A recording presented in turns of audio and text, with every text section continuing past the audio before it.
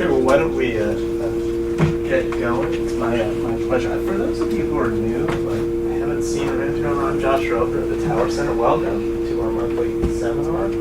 This is a seminar series we started about 2 years ago. We'd like to highlight in these seminars research of people in political science and in the Tower Center family more broadly. Really exciting at long last to turn the floor over to Carissa Cloward, who's assistant professor of political science and is doing some really path-breaking work. Professor Cloward works in the area of international norms, and particularly what happens when norms clash with actual politics and the outcomes of those clashes. The topic of her talk today is that of her new book, When Norms Collide. Available in hardback and paperback. Hardback and paperback. Is there an e-version? There is an e-version. I also have flyers.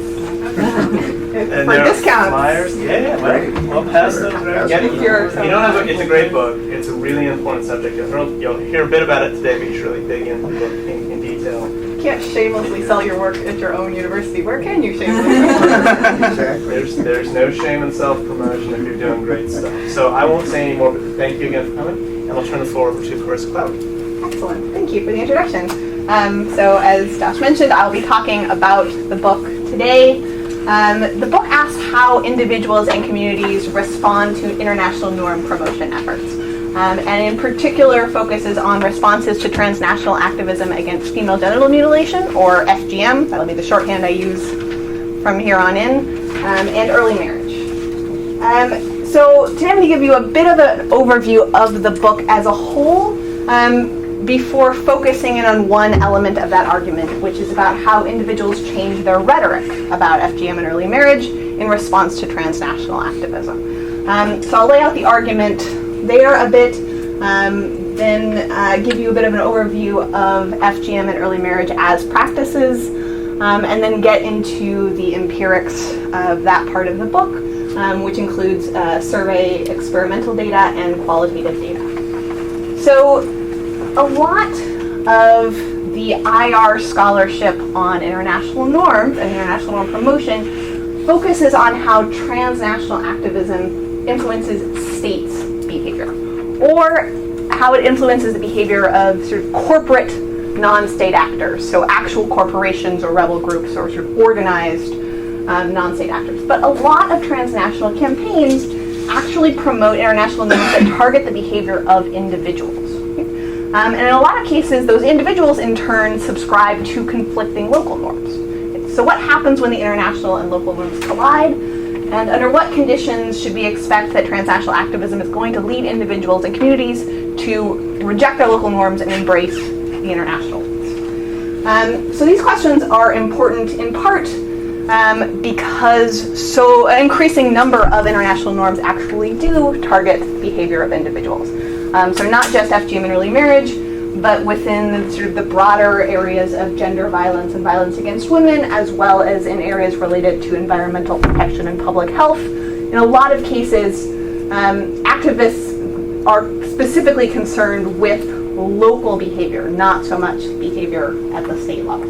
And yet, while activists can monitor compliance fairly well for more corporate actors, and then use sort of naming and shaming strategies or other forms of sanctioning to leverage norm change from them, that option isn't generally available when it comes to individuals who are sort of harder to observe. And as a result, we should expect that meaningful norm change at the local level among individuals and communities is going to tend to be the result of actual persuasion. Okay? That activists will have to genuinely convince people to embrace these international norms. And then beyond kind of the theoretical focus, there's also the fact that practices like FGM and early marriage affect millions of women and girls around the world. And so we have a sort of practical interest in understanding the conditions under which these practices decline. So the book as a whole presents a theory of individual and community level norm change in the presence of a direct conflict between international and local norms.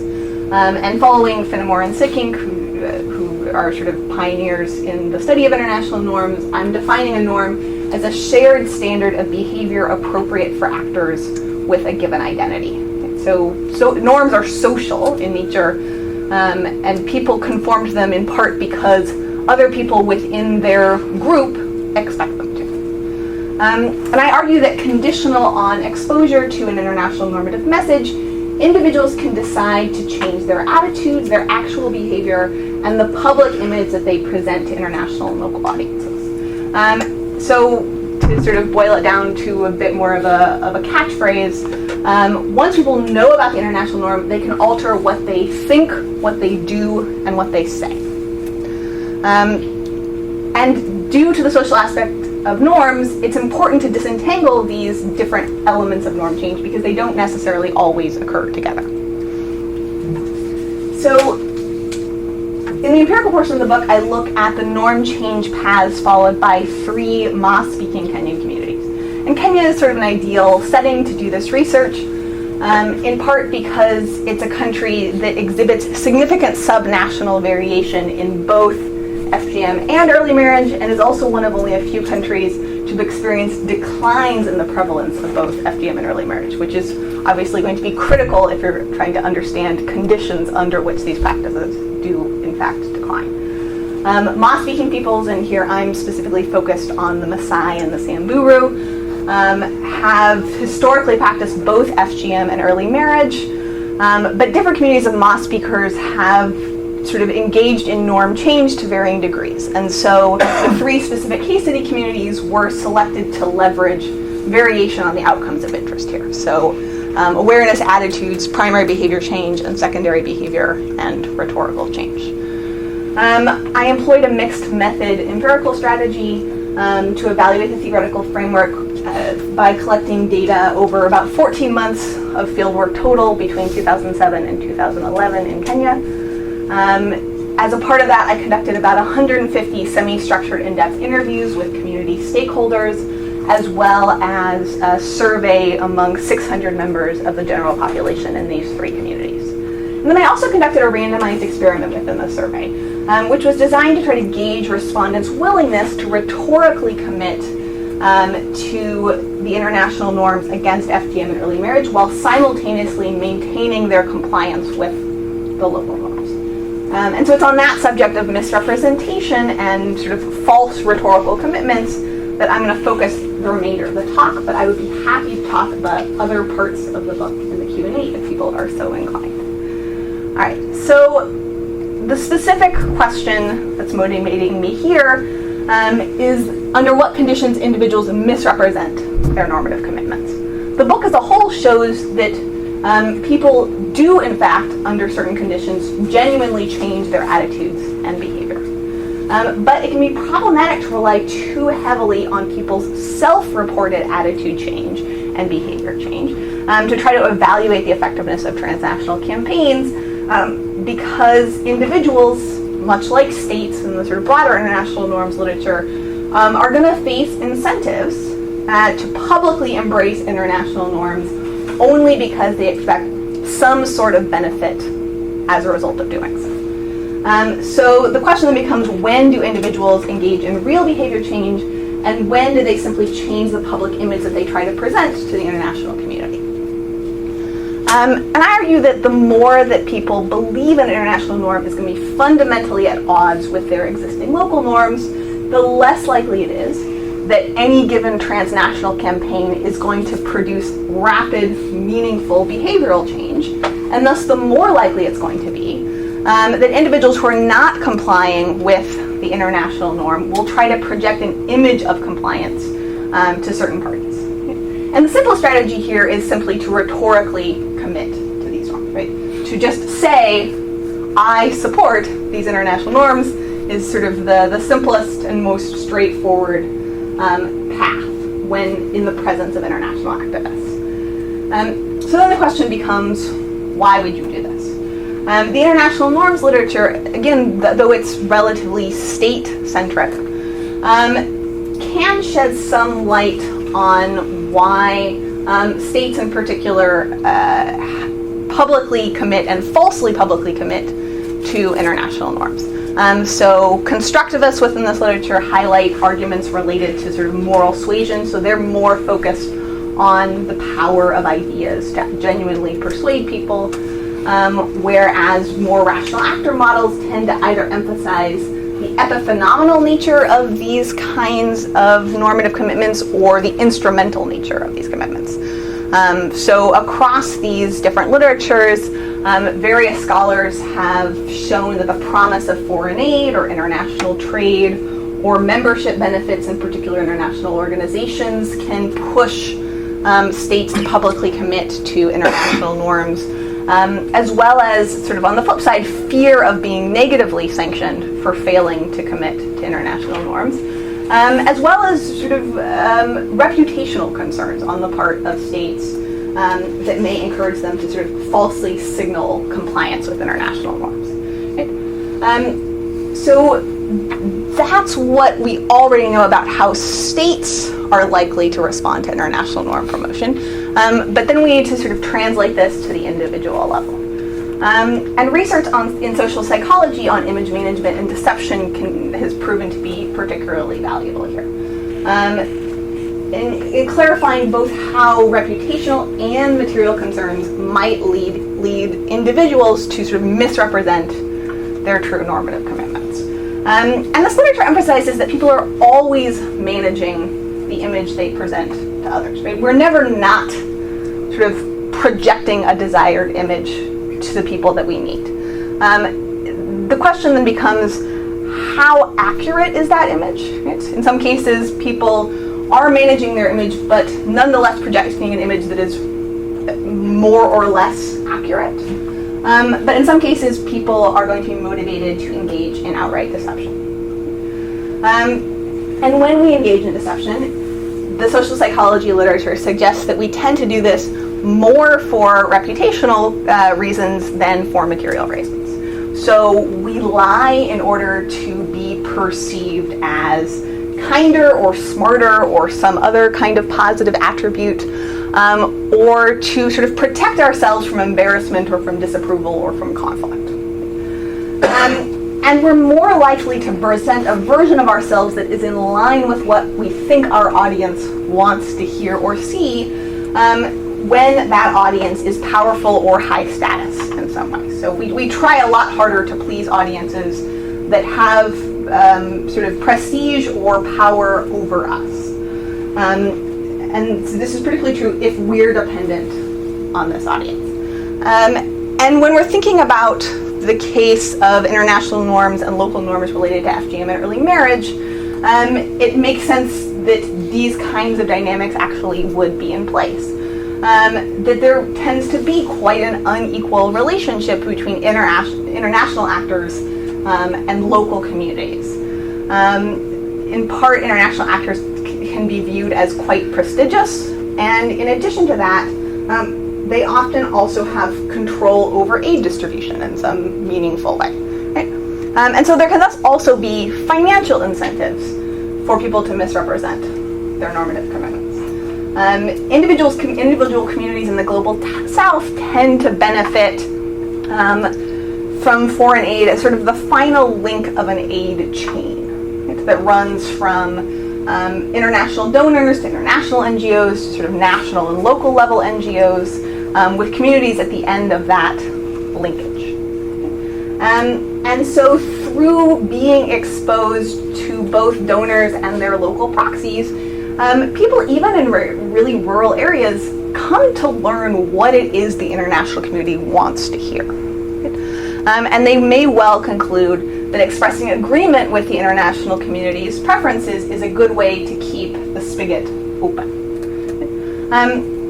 Whether we're thinking about motivation in terms of reputation or in terms of material incentives, the takeaway point is that there's going to be some sort of incentive for misrepresentation whenever individuals' loyalties and commitments are being pulled in opposite directions. Right? So when faced with some sort of norm conflict, people are going to ultimately have to choose whether to present themselves honestly to everyone and risk alienating one side or the other, or to try to have the best of both worlds through ultimately dishonest means. So I want to stop for a second and give you a little bit of background on the practices of FGM in early marriage so that when we go into the empirics, it'll hopefully make a wee bit more sense. So the World Health Organization defines FGM as comprising all procedures that involve partial or total removal of the external female genitalia or other injury to the female genital organs for non-medical reasons. And early marriage, simply defined as marriage of children or adolescents under age 18. In terms of prevalence, with FGM, an estimated 200 million women and girls around the world and alive today have undergone FGM, with as many as 3 million African girls at risk annually. It's practiced in 29 African and Middle Eastern countries, as well as in Indonesia and among isolated groups in some other Southeast Asian countries, and then also among immigrant communities the world over. With early marriage, those occur everywhere in the world, although to varying degrees. Survey data suggests that in just the first decade of the 21st century, 58 million girls around the world married before age 18, and that among that pool, those 58 million, 15 million had been married by the age of 15. All told, approximately 1 in 3 women in the developing world get married before they turn 18. So these are both sort of clearly significant practical issues, as well as being sort of interesting from a theoretical perspective. We also need to think a little bit about the norms on both the international and local side. If we're talking about a norm conflict, we need to know what the content of that conflict is about. So the formation of the international norms against FGM and early marriage is based on a logic related to health and gender equality and human rights. So when you hear activists talking about these practices, these are sort of the broad themes that they're invoking. These norms are codified in various international treaties and other consensus documents. For example, the Maputo Protocol to the African Charter on Human Peoples' Rights, the Beijing Declaration and Platform for Action, both explicitly discuss FGM and early marriage as being sort of problematic practices that ought to be abandoned. With FGM, there's been sort of a modern transnational campaign against the practice even, that sort of kicked off a bit in the 1970s, and that has seen a lot of attention devoted to it. With early marriage, there hasn't been quite as much international and transnational activism, although that is starting to change. But plenty of activists focused on women's rights issues and gender violence issues more broadly have talked a lot about early marriage in the context of their sort of broader campaign. So those are the international norms, but we also have to consider the conflicting local norms. Because groups and families and individuals practice FGM and early marriage for a variety of different reasons, the logics of the local norms are also going to vary from place to place. There is no sort of one overarching norm supporting these practices, but rather a sort of a package of diverse local norms. FGM is sometimes justified as being part of a rite of passage to adulthood. It's sometimes justified as preserving premarital virginity or marital fidelity. It's sometimes justified as a religious requirement. Sometimes it's justified as promoting femininity or modesty or honor or beauty or cleanliness. Right? There's a really diverse set of reasons for why specific groups practice FGM. And those are going to vary from place to place, even within a single country. With early marriage, it's sometimes justified as a mechanism for reducing financial strain on families. So girls can often be viewed as sort of an economic burden on families, someone that the parents have to sort of care for and feed that costs money. In times of economic hardship, it may make sense to marry the girl off so that she then becomes someone else's economic burden. That kind of incentive structure may be further heightened in communities where marriages involve the payment of bride wealth.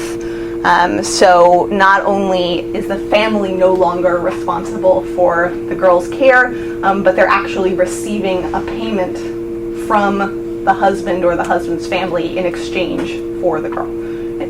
So there's potentially a financial incentive for early marriage, but early marriage can also be justified as facilitating cultural or religious beliefs governing the appropriate behavior of women or wives more specifically. So girls who get married younger tend to be more submissive.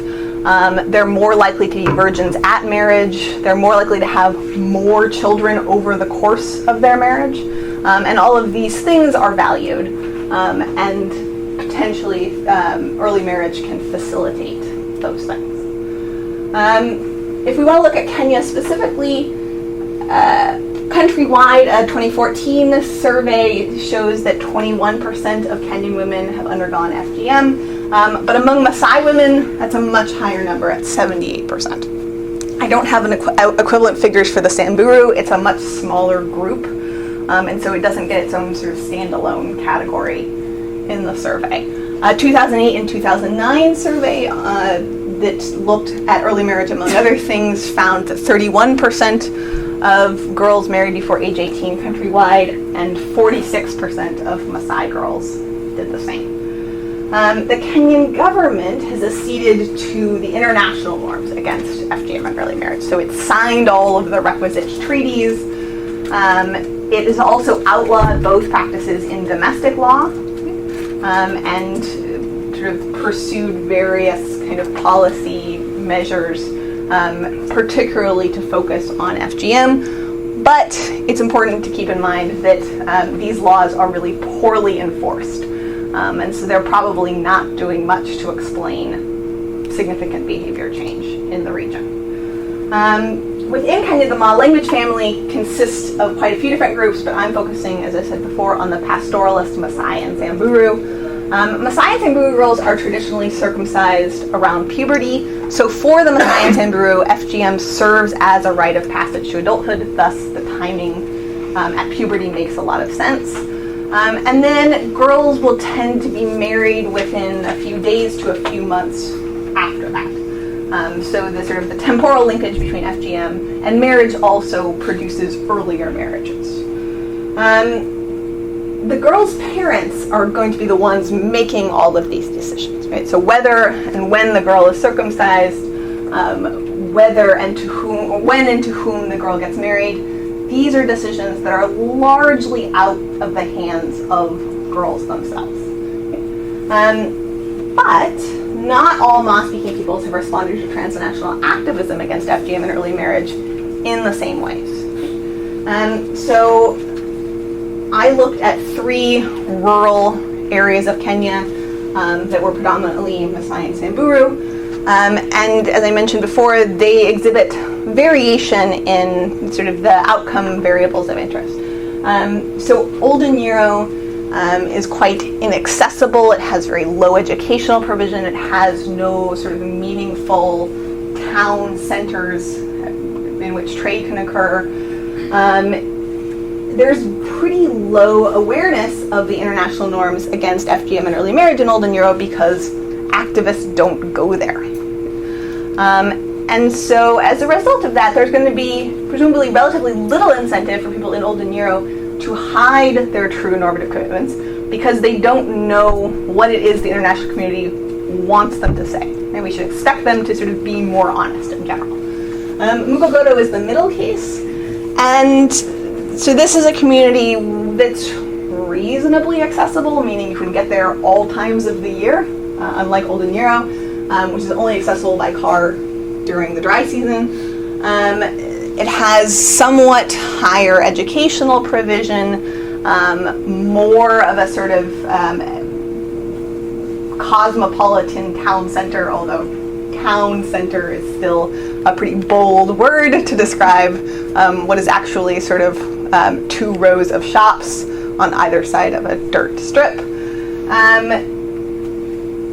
There is sort of reasonably high awareness of the international norms against FGM and early marriage in Mukogoto, because at least in the last 20 years or so, activists have come into the area, and there also have been some homegrown activists who have talked about these practices.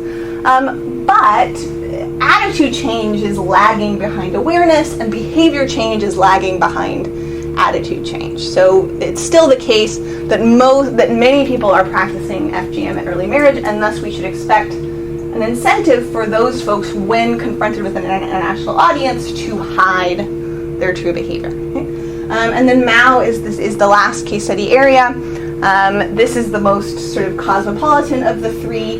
It's the most accessible. It's close to Nairobi. It's on a major highway. It has reasonably high educational provision. There's pretty darn high awareness of the international norms against FGM and early marriage. There's been a lot of concerted activism over multiple decades. And attitude change is also pretty high, but behavior change is still lagging behind attitude change. So there are plenty of people in Mao who are still subjecting their daughters to FGM and to early marriage, and thus we should still expect reasons for folks in Mao to hide their behavior when confronted with international audiences. So now I want us to turn to the sort of the empirical part of this story, to try to assess individuals' willingness to falsely commit to the international norms against FGM and early marriage. I conducted a survey experiment.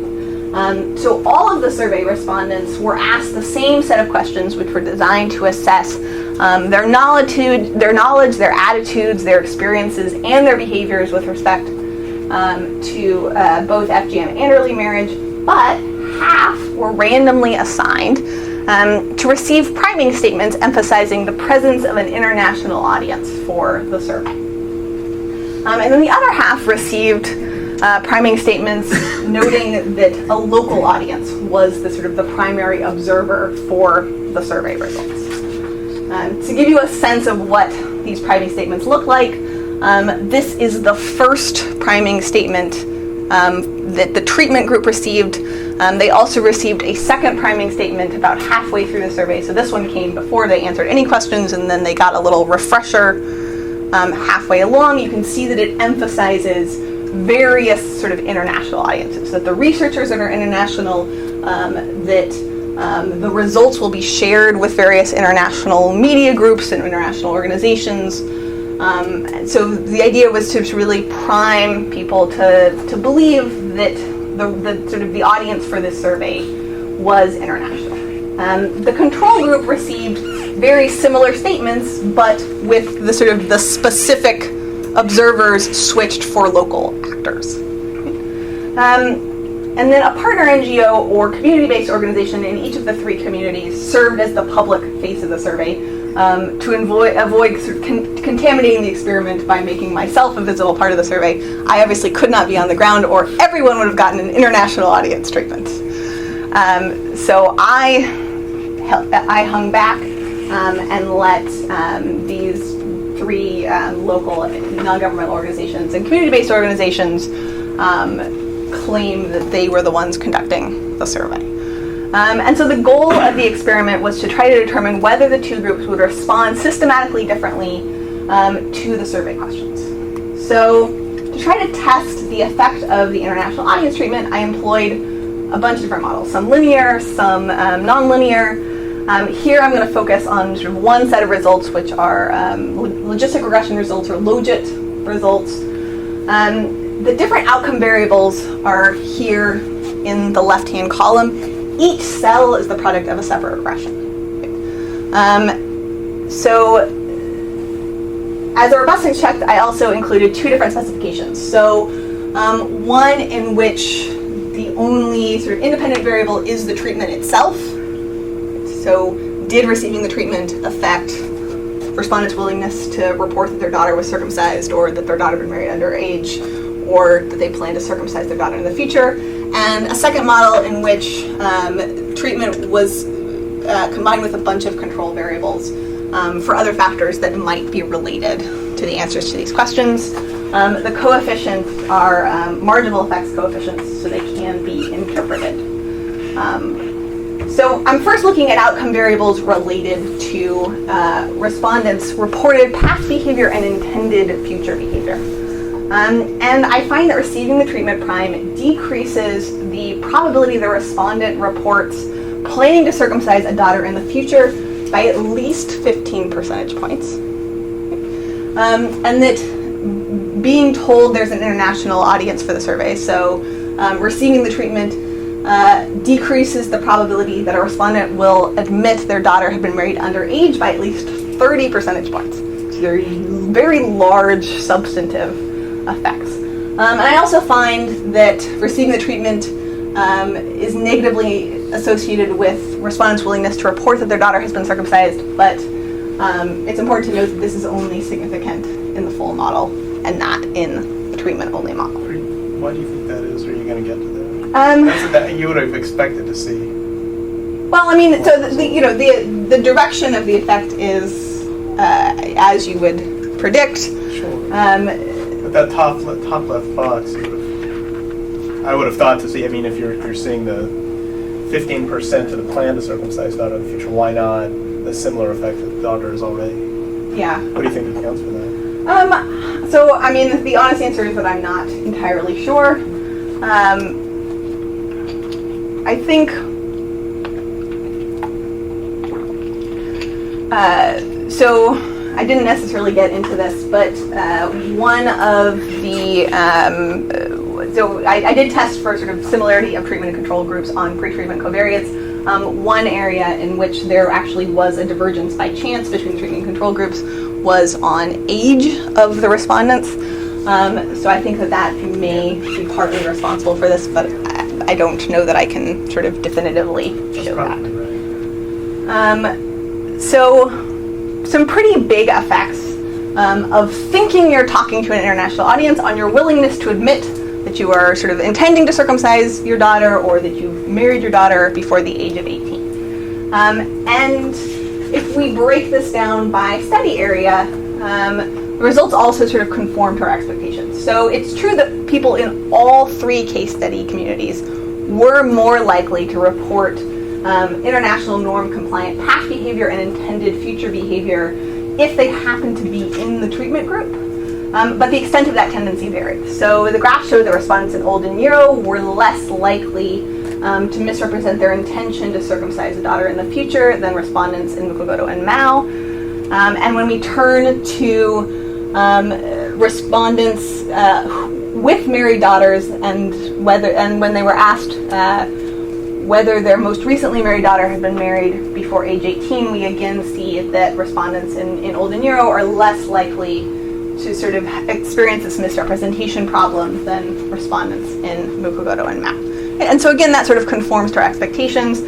Since folks in Old and Euro have been less exposed to international normative messages, they're likely to experience sort of fewer incentives to try to misrepresent their true normative commitments to international actors. However, when we turn to issues related to attitudes, there are no significant results of receiving the treatment prime.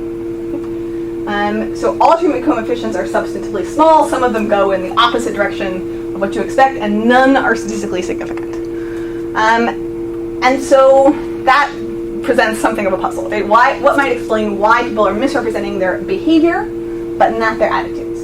And this comes back to the social aspect of norms. Right? That when you form part of a community, people expect you to conform to local norms. And so even people who may have been, in fact, persuaded by transnational campaigns against FGM and early marriage and genuinely changed their attitudes about these practices may not have subsequently changed their behavior. Right? The pressure from local actors to continue to comply with local norms may well be too great. So many of the people who state opposition to FGM and early marriage may genuinely mean it, and yet still plan to circumcise a daughter in the future. Right? And parents may regret having subjected their daughters to FGM or early marriage in the past. So we can effectively imagine three groups of survey respondents.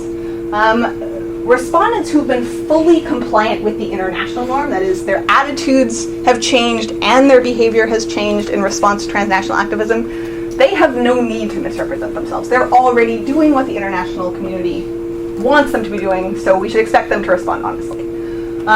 Conversely, the second group would be people who are still completely compliant with local norms. They have not changed their attitudes or their behavior. And we might imagine that these folks are sort of least interested in the good opinion of international actors. It's this third group, though, the group with inconsistent attitudes and behaviors, where they've changed their attitudes but not yet changed in their behavior. These folks are going to have the incentive to impress an international audience, but not the behavior to back it up. And so they may ultimately end up misrepresenting their behavior so that it matches their attitudes and what the international community wants to hear. So in this sense, the misrepresentation is aspirational, right? They're projecting an image they wish were true, right? That does in fact match their true attitudes. That doesn't necessarily mean that reputational incentives are the only thing that matters. That's just what the survey experiment was designed to catch. So a material incentive story wouldn't necessarily make a lot of sense with the survey experiment because the international audience was presented as remote. And so it would have been unrealistic for survey respondents to expect a material reward for expressing international norm compliant attitudes and behavior. That being said, the qualitative interviews show a more diverse set of reasons for misrepresentation. So I spoke with NGO and CBO workers and local politicians and teachers, school officials, public health workers, nurses, government employees, church leaders, traditional birth attendants, and traditional circumcisers, so sort of anyone who might theoretically be relevant to this question in the 3 case study communities. And they were selected on the basis of their knowledge and experience. So these were people who were sufficiently involved either directly in these practices or in campaigns against these practices, that they were able to speak about kind of the broader causal processes underlying individuals' misrepresentation of their behavior. So there are a few notable trends in the interview results. First of all, interviewees pointed to the commonness of misrepresentation. People told me about this all the time. Many community members were inclined to sort of impress or please or simply humor international activists who came to their area. And misrepresentation seemed very much like a viable strategy because in a lot of cases these international actors came in for very short visits. And so you could sort of tell them what they wanted to hear and then they would go off somewhere else and they'd never be able to verify your statements.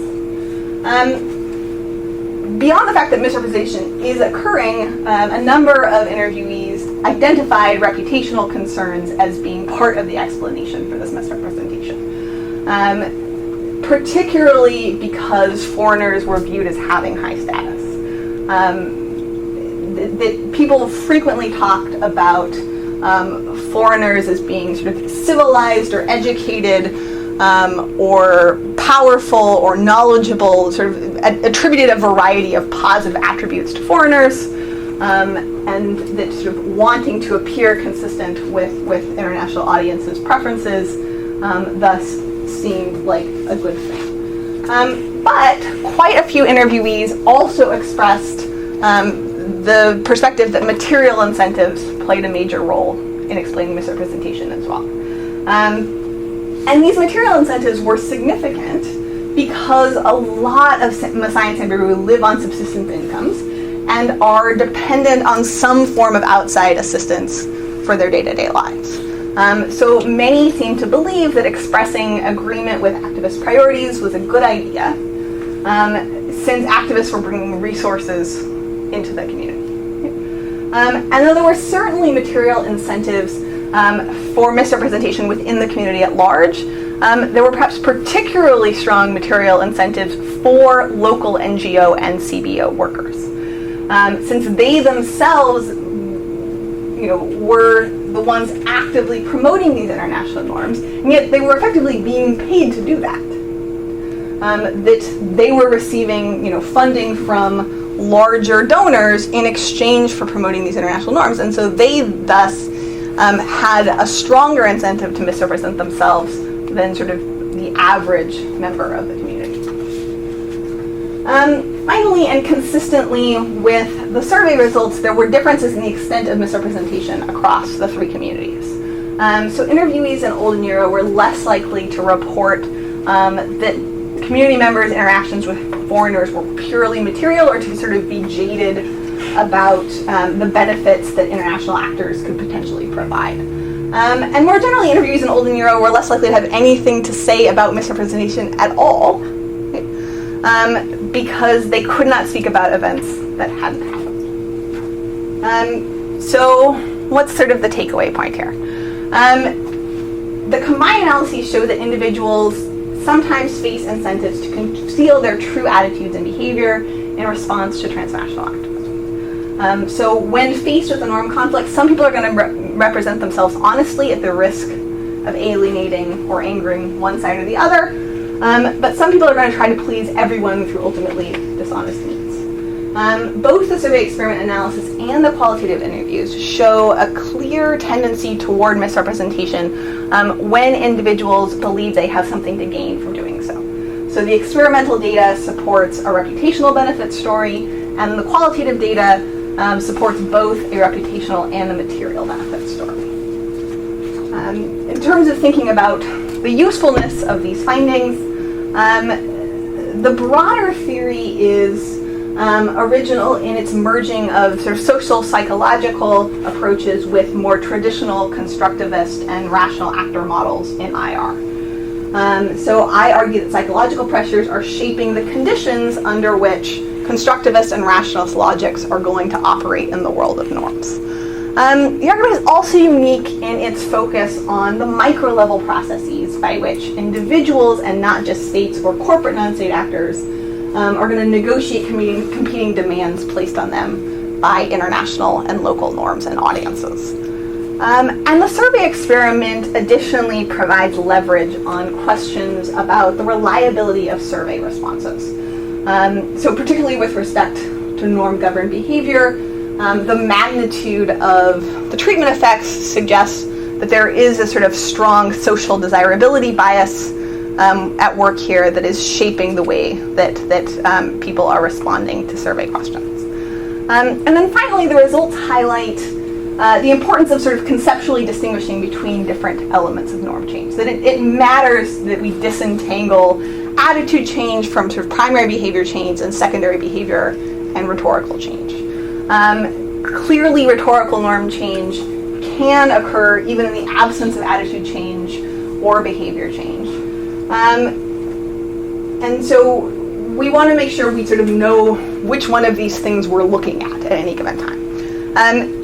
I do think that sort of this story can be a bit depressing, what I've just told you. But I think that there is a more optimistic way to look at this. The fact that some people choose to misrepresent their behavior does not automatically signify the failure of transnational activism against FGM and early marriage. First of all, the fact that people are willing to misrepresent their normative commitments, and the fact that they want to be perceived as compliant with international norms can be viewed as sort of an important first step. So cheap talk, right? So sort of a verbal commitment to international norms can potentially be leveraged to produce real behavior change. And it also seems clear that at least some of my respondents, both in the survey and in the interviews, do genuinely subscribe to the logic of these international norms, or at least seek the approbation of international actors, right, which can be used to the advantage of those actors. Secondly, the more that people profess a commitment to the international norms against FGM and early marriage, the more it sends a signal to others in the community that local norms may be softening. If lots of people are talking publicly about the fact that they have abandoned these norms, and even if it isn't actually true, it's going to be difficult for others in the community to know that with certainty for everyone, right? While any one individual claim of subscribing to these international norms may not be above reproach, right? And the more you know about a particular individual, the more you may be able to guess that their statements are false, but sort of the sum total of people making these kinds of rhetorical claims can have a sort of long-term effect. It may make it easier for other people in the community to decide that they actually can abandon these norms in real life, right? That they don't have the hold over the community that they used to have. I do think that there are also some practical implications for activists, right? Or even for sort of people who work abroad more generally.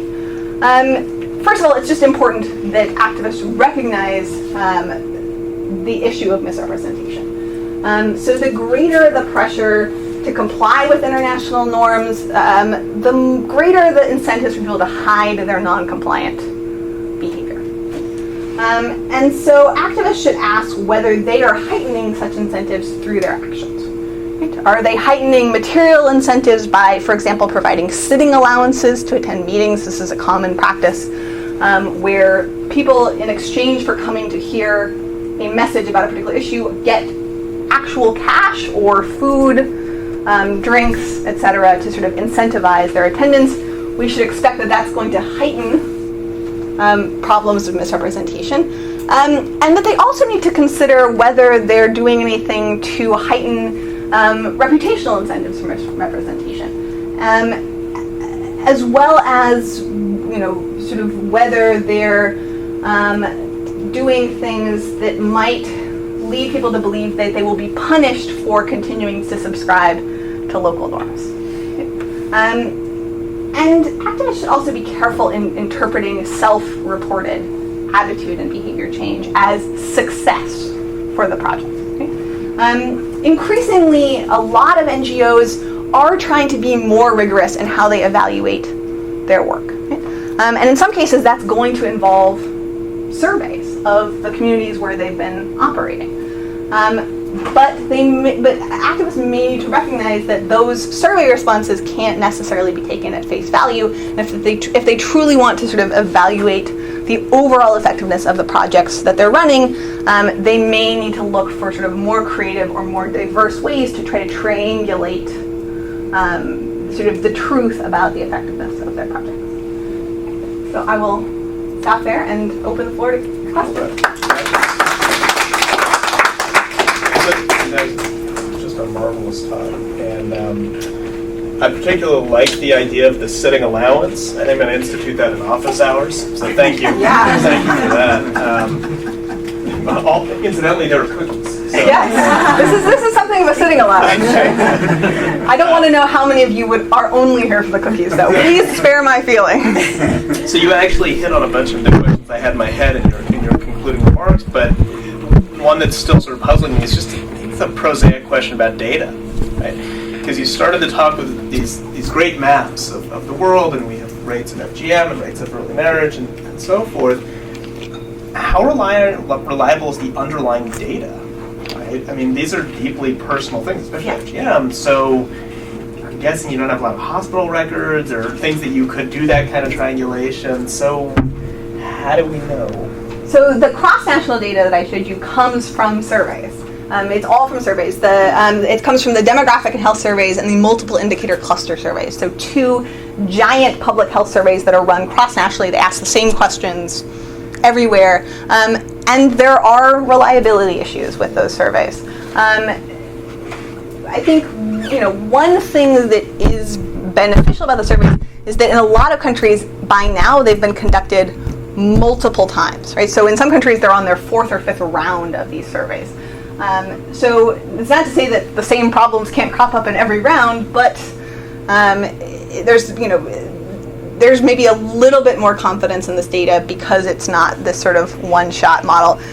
These are nationally representative surveys, but you're right, they are still asking about practices that people may have incentives to hide their behavior about. I will say that the concern about this being a personal issue, I think, is a little bit overblown. It feels personal to us, right? To think about talking to women about their genitals. But the practice is part of life. right? For a lot of these communities, every girl goes through it. So it's not necessarily a taboo subject of conversation, right? People are sort of... No, but I mean, that's true. I mean, but the whole point is that there's these weird incentives to misrepresent. Yeah, no, I agree that there are definitely these weird incentives to misrepresent. And so I do think that you have to take the cross-national data with a big grain of salt. It is the best data there is, but that doesn't necessarily mean it's very good. Could you compare, I'm sure you have, but could you compare places where those community norms would be very powerful and strong, like isolated communities where you sort of got to get along with everybody, versus bigger villages or towns where that pressure would be maybe a little less intense and you could expect more honest answers about that? Yeah, well, so I mean, actually a big part of the book that I didn't talk about here is looking at how more ethnically heterogeneous communities are more likely to experience genuine behavior change. That when people live among other ethnic groups, some of which practice these things, some of which don't, the interaction sort of lowers the barriers for real behavior change, meaning that either sort of there's the possibility, for example, of marrying into an alternative ethnic group, which may reduce the cost, for example, of not circumcising a daughter, where circumcision is tied to marriage. Abandoning a practice like that can be a really significant hurdle to cross if you're saying basically this girl now cannot get married ever. Right? But if the family is living in a more heterogeneous community where there are groups that don't practice FGM, then maybe it's not ideal to marry her into a different ethnic group, but it's better than not marrying her off ever. So that's going to sort of reduce the barrier to defecting from the local norm. And there's also sort of like a demonstration effect going on there, that sort of communities are, that are more heterogeneous. You can observe that girls in those alternative communities are not ruined. Right? People have all sorts of beliefs about what would happen, for example, if they don't circumcise their daughters. And a lot of these beliefs are untested beliefs because they've never met an uncircumcised woman. So I will tell you a slightly awkward story, especially given that I'm being recorded, which is that I once spent, I spent a bit of time actually in the Somali-dominated part of Kenya, where sort of it's overwhelmingly Somali. It's circumcision, FGM rates are near 100%. I just happened to meet a couple of circumcisers on the road while my car was broken down, and we got to talking, and they asked me if I was circumcised, and I said no, and I could see that they were sort of looking at my legs, and I was wondering what that was about, and it turned out that among the Somali there's a common belief that if the clitoris is not cut when a girl is small, it will continue to grow all the way down to the ground. They were wondering where I was keeping mine. Right? That's an untested belief because everyone they know has been cut. And so there's no way to sort of to prove that belief false. And that's sort of a humorous example, but there are lots of examples. There are lots of examples like this, right? Where sort of the uncertainty of what would happen if you're the first to defect is so great that it prevents anyone from defecting. But in more heterogeneous communities, that uncertainty is significantly reduced. And so you can observe that girls in other communities nonetheless manage to get married and get education and get jobs and things like that. And that reduces the cost of behavior change. So over the long term, in these more ethnically diverse communities, you should expect the behavior change is going to happen more rapidly, and thus that over time there will be fewer incentives for people to misrepresent their normative commitments because they have nothing to misrepresent. Oh man, I'll let you run the show. The bigger question to which your research is relevant is how do moral revolutions occur internationally. There was a philosopher named Kwame Anthony Appiah who wrote a book precisely on the subject of being a philosopher. He didn't bring empirical data. It was a series of narratives and stories and so forth. But I have two questions that are focused on that. One has to do with the rational actor model. Your description of the apparent rationality of the practice of early marriage makes it seem very rational, given those beliefs, then what they actually do achieves the goals that they believe to be true. So it seems to me one of the challenges for activists is to focus on the goals themselves to somehow show that they are in some sense not rational. So even though the means-end equation looks rational in their terms, somehow the goals themselves need to be shown to be false beliefs in some sense or other. The other question has to do with the way in which these moral revolutions actually occur and the impact of major internationally focused events. And I think here of the case of rape in India, where even though the norms, at a general level may have said rape is a bad thing, in fact the courts didn't prosecute rape cases and so on until this, incident on the bus and hugely, rapidly in India, the laws changed, the prosecution of rapists changed. So I'm wondering, is that's what's required to make a moral revolution occur in fact and rather quickly? I mean, also the girl in Pakistan who was shot in the head about, education of women, I mean, that had a huge impact also. So sometimes it takes events like that get major international attention to bring about this change. Yeah. Okay. So I'll try to hit on both of those questions. So on the sort of the issue of rationality, so I want to start first by saying that while the norms against these practices are international, activists are not necessarily always international. Right? The activists are frequently quite local. The sort of the people who are spending a lot of time on the ground promoting these international norms are from the community, or at least from the country, and so I think they can often be more persuasive as a result. That the idea of a sort of international actors coming in and telling people you're being irrational is not a good path to changing behavior. But I mean, I do think, so with the issue of early marriage, but also with the issue of FGM, it is important to keep in mind that these practices are not designed to hurt girls. That's not why they're there. They're there, parents have sort of the best interests of their daughters at heart by and large, just as they do anywhere in the world. So it's given the sort of understanding of local circumstances that these practices seem like good ideas. And so to change the practices does involve persuasion that other things ought to be valued. And so you do observe that some of the activism targeted at practices like FGM and early marriage either tries to change the thinking or tries to change the actual incentives. So, for example, some projects focused on early marriage pay families to keep their daughters in school. Right? So for every year she stays in school, they get a payout. Right? In general, girls can't both be in school and be married, so this is just straight up changing the sort of cost-benefit analysis for the family. So there have been efforts to try to address this sort of incentive structure that exists, and that it's important to recognize, right, that these are not just some traditional people who are sort of immune to logic or rationality, right? So they're operating and making decisions just as people would anywhere, given the set of constraints and incentives that they face.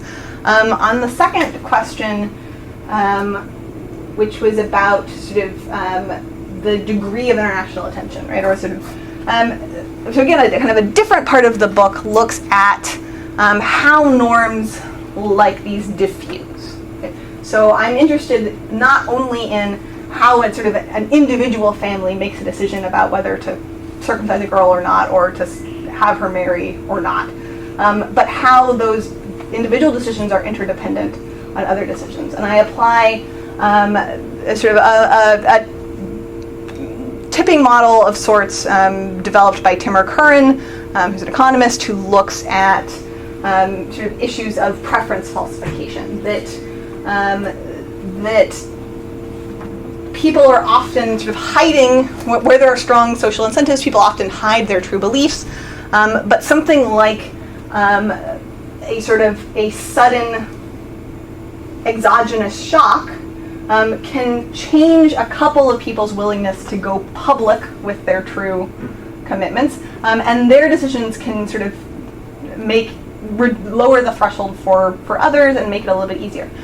So yeah, in a lot of cases, some form of exogenous shock is going to be really important to this process, and maybe it's going to be something that gains a lot of international media attention, but maybe it's going to be sort of just, in a particular community, a very concerted project that's put in place that focuses people's attention on this issue, right, and leads them to believe that there may be other folks who are thinking about these things the same way, which may produce some sort of cascade of behavior change.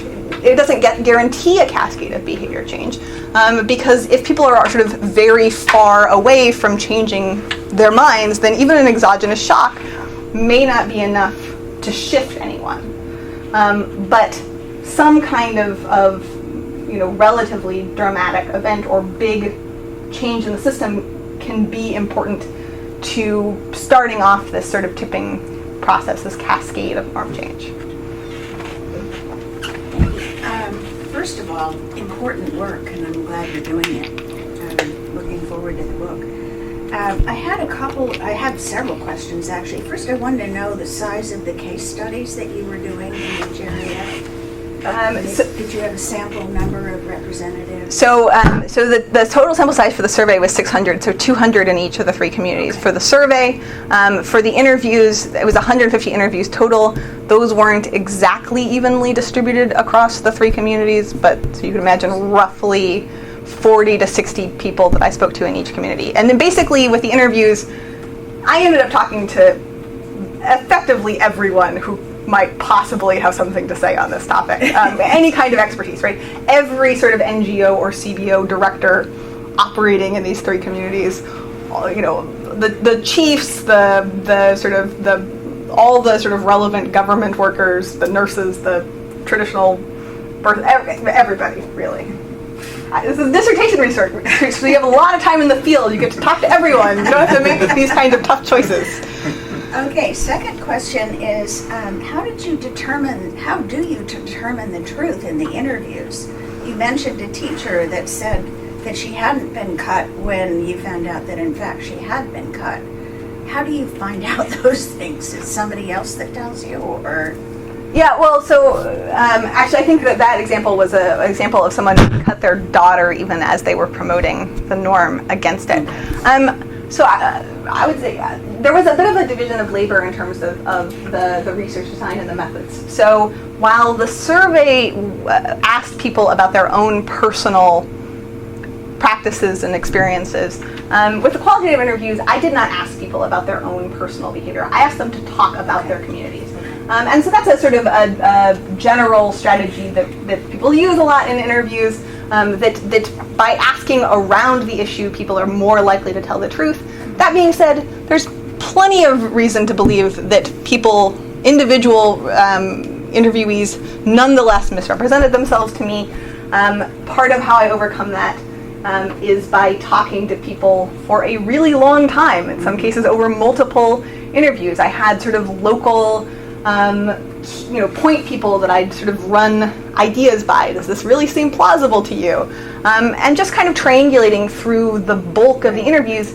It's maybe not possible to trust any one individual statement, but the sort of the sum of all of these claims, I think, makes me reasonably confident that I'm taking the right ideas out of it.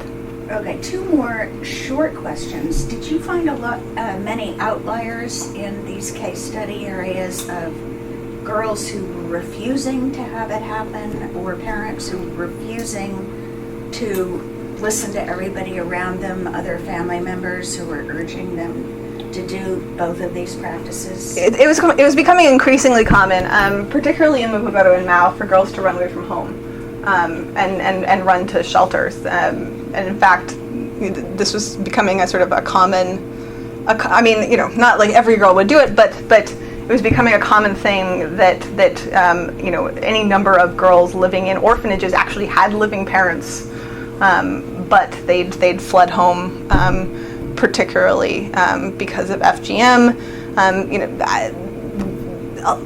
There's a lot wrong with how transnational activism around FGM and early marriage operates, but one, I think, particular problem is that a lot of the activism gets targeted at girls, who are not the decision makers, right? So it makes them scared about something that they weren't previously scared about because it was just a normal part of life, and now they're scared about it, but they don't have any control over it beyond taking drastic action like fleeing home, which is not necessarily a good way to address this problem. I think I'm troubled by how common this phenomenon is. That so many NGOs and CBOs are sort of facilitating this method of reducing the practice, like separating girls from their families effectively as a way of protecting them from FGM, which is not necessarily a great move. And then finally, the expat communities. Do you have any studies or any reports of the prevalence of this practice in the United States? Less is known about it in the U.S. than in Europe. There have been a couple of trials in the U.S. I think maybe 10 years ago, a father in Atlanta was convicted of having his daughter cut. It is illegal in the U.S. as of about 15 years ago. But they send them back to their home countries. In some cases, so that's more common, that they're not actually being cut in the U.S., they're being sent home to be cut and then brought back.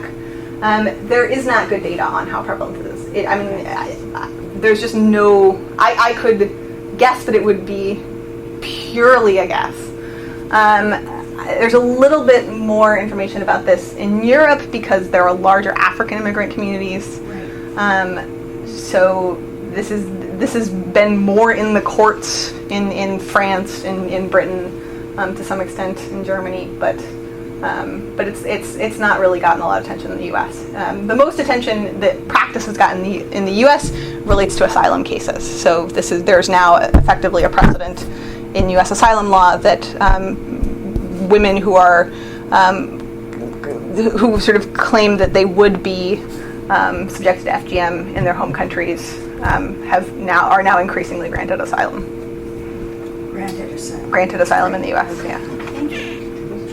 Hi, that was a really interesting talk. Thank you. I wanted to ask you. At some point in your talk, you mentioned that the Kenyan government has outlawed these practices. And I was wondering if you had to speculate on the results of your survey, when you prompt people to think about, I will show this to the UN or it will be reported in international newspapers, what would happen if you changed that to, I will show this to the Kenyan government, or to the African Union, or if you put some really random country, I will show this to Argentina.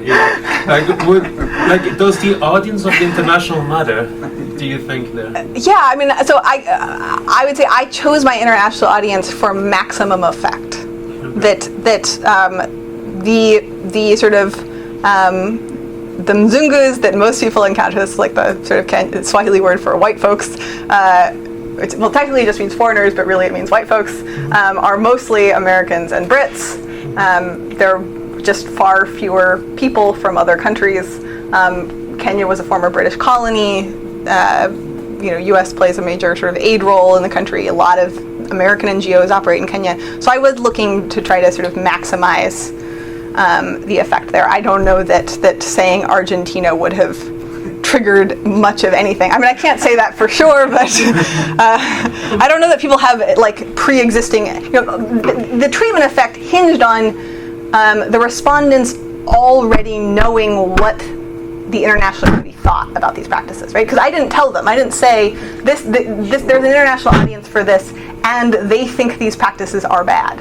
I just said there's an international audience for this. So the treatment would only have an effect if they already knew the answer to that, and I don't think that's true with Argentina. I think the Kenyan government, people might have very different ideas about what the Kenyan government feels about it. That it would have muddled the results quite a bit. That some people believe the Kenyan government is sort of genuinely opposed to these practices, even though it has limited enforcement capacity.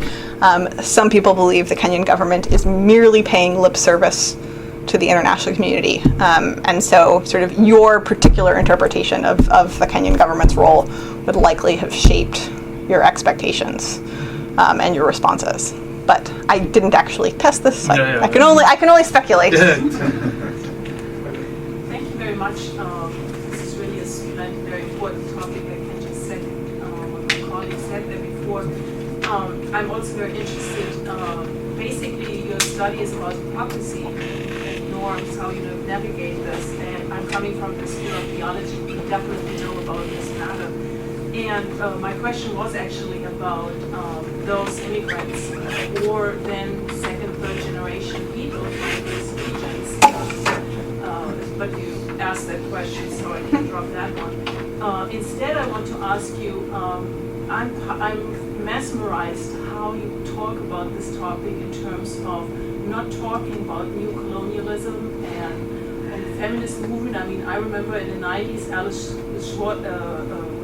Walker got herself into deep trouble, and it was like an upheaval about this, and then you just sort of coast along without mentioning this.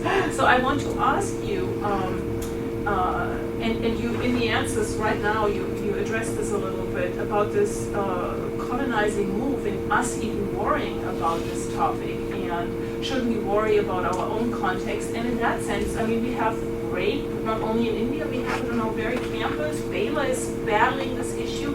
I mean, I assume we're battling the issue of female circumcision right here in Dallas with the immigrant population that comes from these many, many countries. And so, what do you say about this? And will your next project deal with sort of the issue of FGM in the United States and how to change or not the norms and what the difficulties are, and maybe how it relates to the whole gay marriage issue, which also was a tremendous change of norms, and there's still a lot of conflict about that.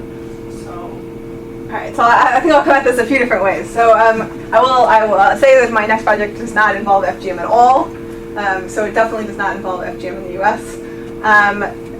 On the sort of there are sort of bigger theoretical debates here relating to sort of neo-colonialism, neo-imperialism, tensions between sort of cultural relativism and universalism, which I do talk about in the book, but in a talk there is a limited amount of time. I think that these are the FGM in particular really hits these themes, right? That in this talk, you're right, I've been sort of just treating transnational activism against these practices as a given without necessarily getting into the nitty-gritty of how this became an international issue and the debates that existed at sort of the international level about whether this was cultural imperialism on the part of the West to sort of go in and try to change practices in the third world. I think that to a degree some of these debates have been resolved within the women's movement. Not entirely. It's never going to go away. But I think that the sheer number of activists on this issue who come from the global South helps to sort of to counteract arguments about cultural imperialism. This is not to say that Western activists don't go and make fools of themselves talking about these practices in Kenya and other countries, but most people on the ground are really not from the West. And so it's harder to make that kind of argument when the activists are themselves local. I think the sheer number of activists who are local is in fact partly a response to these earlier debates in the 80s and 90s that people really pushed back against the idea of Westerners telling Africans to stop FGM, and that a lot of Western activists listened to that and made a conscientious effort to partner with local groups in this campaign. I guess the last thing that I want to say is that while my case is a case of sort of an international norm and local norms from the developing world, I don't think that the theory only applies to those sorts of, to those conditions. I think that it applies to any sort of situation of norm conflict between international and local norms, where the local norm can't be perfectly regulated by, say, a legal intervention, right? But wherever there's a role, wherever individuals have some say over their behavior, there's going to be some room for norm conflicts, including in the West, not just in Africa, and this should also help to explain those kinds of conditions. So I definitely do not want to convey the message that like Kenyans or Africans are sort of uniquely prone to misrepresentation or to sort of having practices that might be in conflict with some burgeoning or established international norm. Yeah, I have two clarifying questions and one question. So, clarifying question is, so first clarifying question is, so your survey respondent are fathers or girls? It's a general population survey, so it's respondents are Ma speakers aged 15 to 85 in the 3 communities. Even survey The survey is various kinds of people. right because I showed you in this case the sort of the behavioral results, but I'm also asking people about experiences, about attitudes, about knowledge. So these are questions that are relevant to everyone in a community, and especially I think it's really important to have interviewed men as well as women. That actually, so like the demographic and health surveys and the multiple indicator cluster surveys, these big cross-national surveys, only ask women about FGM, but women are often not the decision makers. Right? So it's important to understand what men think about these things, as well as what women think about these things. And so to get a kind of comprehensive picture, I talk to everybody. So respondents include fathers, right? Fathers, mothers, men without children, women without children, girls, boys, 15 and up. And then let's say pick up the answers from fathers, and then fathers' answers about behavior. That is the behavior of their daughters. Or the behavior so it's their behavior in the sense that they're the decision maker. It's not the behavior of their daughters, right? But it's their behavior with respect to their daughters. Okay. Right. And then so if there is a gap between behavior and then attitude is for future, right? So if how do you think about this for the future? Well, how do you? Attitudes are about how do you think about this right now? Right. Okay, right now. So if let's say your daughter faces a choice, how would you respond, right? So is this a But again, it's not really the daughter facing the choice; it's the parents facing the choice. right? Well, my question is so if when there is a kind of gap between behavior and attitude, there are, I think, 2 ways of interpret it, because one is just attitude is just for future, so it's nothing. So you can say whatever you want to say. It's kind of cheap talk. That may be a possibility, but another possibility is regret, right? And then same answer could be interpreted in both ways, in either way. Yeah. So how would you distinguish that?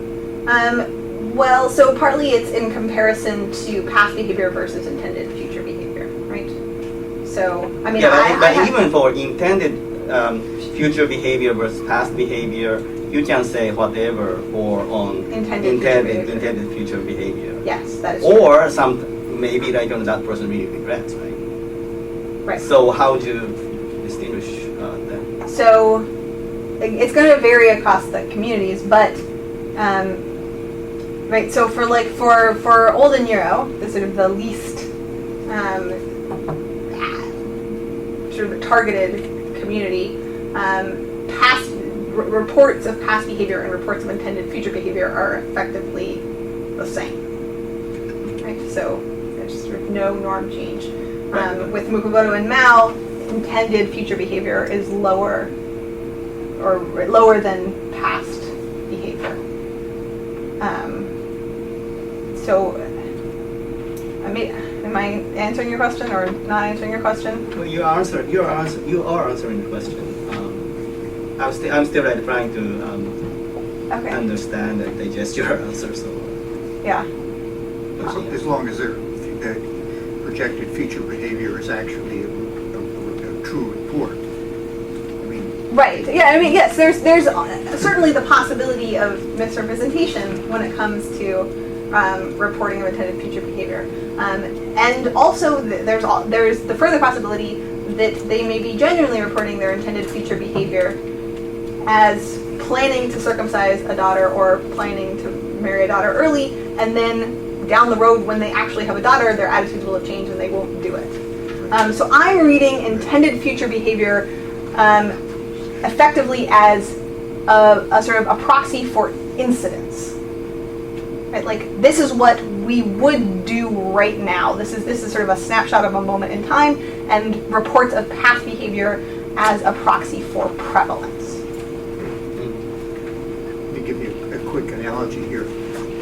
Princeton alumni very much opposed, in general, going to co-education. Another generation later, when they start having daughters, their attitudes completely change. Yeah, no, I mean, people's opinions are changed and plans are changed not just by sort of external stimuli, but by their own personal experiences, certainly. Right, so what's your next project? Yeah, it's kind of... So the next project is shifting focus. So while this project has been more focused on sort of the consequences of activism and of NGOs' activities, the new project is looking more at NGOs themselves. So how they make decisions and how they sort of interact with each other, with donors, with the government. So more on the sort of internal mechanics. Part of the experience of doing all of these interviews was seeing just how deeply dysfunctional the NGO sector is, and wanting to better understand why groups that we imagine as being sort of altruistic and out to help people nonetheless fail in so many different ways. So that's what I'm interested in now. Well, if that project comes out half as well as this one, we look forward to hosting you again at the Tower Center.